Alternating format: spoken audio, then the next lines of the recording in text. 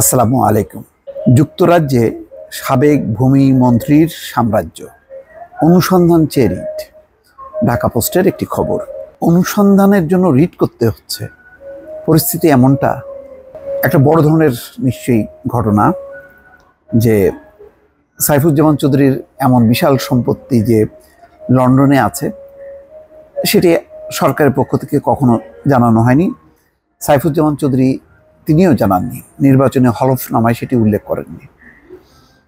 তো এই ব্যাপারে নির্বাচন কমিশনও চুপচাপ, সরকারের কোনো কর্তৃপক্ষই কিছু বলেননি। বরং যখন নাকি খবরটি প্রথমে ট্রান্সপারেন্সি ইন্টারন্যাশনাল টিআইবি যখন প্রকাশ করলেন, তারা বললেন যে তারা নাম প্রকাশ করছে না, কিন্তু একজন মন্ত্রীর বা সাবেক মন্ত্রীর এরকম সম্পত্তি আছে, সরকার চাইলে তারা সমস্ত ডকুমেন্ট দেবে। কিন্তু তারপরেও দেখলাম সরকারের পক্ষ থেকে কোনো নড়াচড়া নেই, অথচ এটাকে গুরুত্বই তারা দিল না।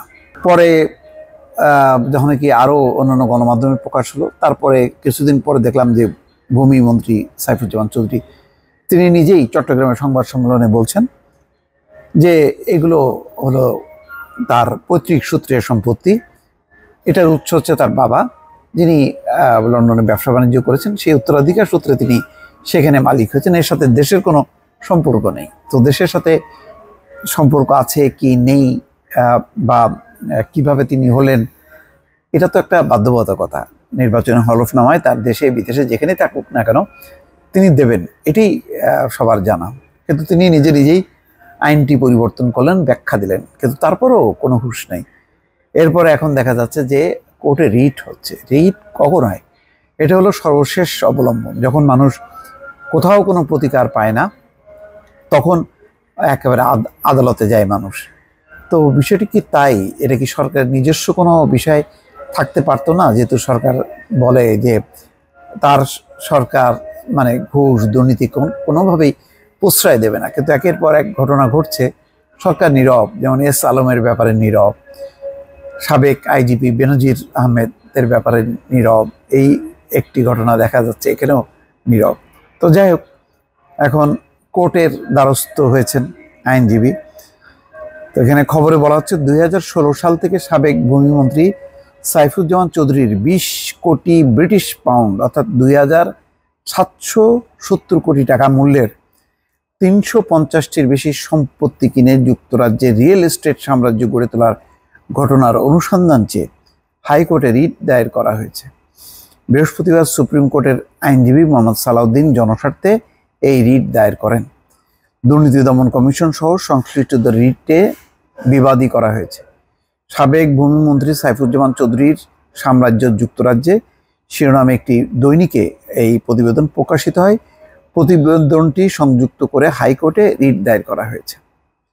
আচ্ছা, প্রতিবেদনের প্রথমাংশে বলা হচ্ছে যে উত্তর পশ্চিম লন্ডনের ব্যক্তিগত আবাসিক রাস্তায় একটি সম্পত্তি 2022 সালে $1,38,00,000 বিক্রি হয়। রিজেন্টস পার্ক ও লর্ডস ক্রিকেট গ্রাউন্ড থেকে পাথর ছোড়া দূরত্বে যুক্তরাজ্যের রাজধানীর সবচেয়ে সমৃদ্ধ এলাকাগুলোর একটিতে সাদা টাউন হাউসের সারি। একটি সম্পত্তি বিপণন কোম্পানির আলোকচিত্রে দেখা যায় এর মেঝে থেকে সিলিং পর্যন্ত জানালা, বেশ কয়েকটি ফ্লোর জুড়ে সর্পিল সিঁড়ি রয়েছে, থিয়েটার এবং ব্যায়ামাগার। যাক, সম্পত্তি প্ল্যাটফর্মের হিসাবে বর্তমান বাড়িটির দাম 180 কোটি টাকারও বেশি, তার মানে 1.3 কোটি পাউন্ডের মতো দাম। বাড়িটি বাংলাদেশের সাবেক ভূমিমন্ত্রী সাইফুজ্জামান চৌধুরী জাভেদের মালিকানাধীন। যাক, এরকম বলছে যে বাংলাদেশে আইন অনুযায়ী দেশটির কোনো নাগরিক বা বাসিন্দা, সরকারি কর্মচারী বছরে $12,000 বেশি অর্থ বিদেশে নিতে পারেন না। বাংলাদেশের আইনে কর্পোরেশনের বিদেশে তহবিল স্থানান্তরের নানা বিধিনিষেধ রয়েছে, শুধু কিছু শর্ত পূরণ সাপেক্ষে অনুমতি দেওয়া হয়। তো সাইফুজ্জামান চৌধুরী গত 5 বছর ধরে ভূমিমন্ত্রী আছেন, তিনি সরকারের কাছেও কি এই ধরনের কোনো সম্পত্তি দাখিল করেছেন কিনা, যে তার কি পরিমাণ সম্পত্তি আছে। যে এরকম 350 অ্যাসেট, মানে বিশাল ব্যাপার। তো এইটার কিভাবে হলো, এটার ব্যাপারে বাংলাদেশের কাছে কারোর কাছে কোনো নথিপত্র নেই। তো এটার ব্যাপারেই এখন মানে রিট বলা হচ্ছে যে এটার অনুসন্ধানের চেয়ে রিট করছেন, অর্থাৎ এটার ব্যাপারে যাতে অনুসন্ধান করা হয় যে কিভাবে তিনি এই মানে সম্পত্তির মালিক হলেন, হাইকোর্ট যেন এটার ব্যাপারে নির্দেশনা দেন। এই হচ্ছে অবস্থা। হাইকোর্ট দিয়ে এক ধরনের মানে বাধ্য করা যে তোমরা অনুসন্ধান করো দুর্নীতির, এই হলো পরিস্থিতি। দর্শক ভালো থাকবেন, আল্লাহ হাফেজ।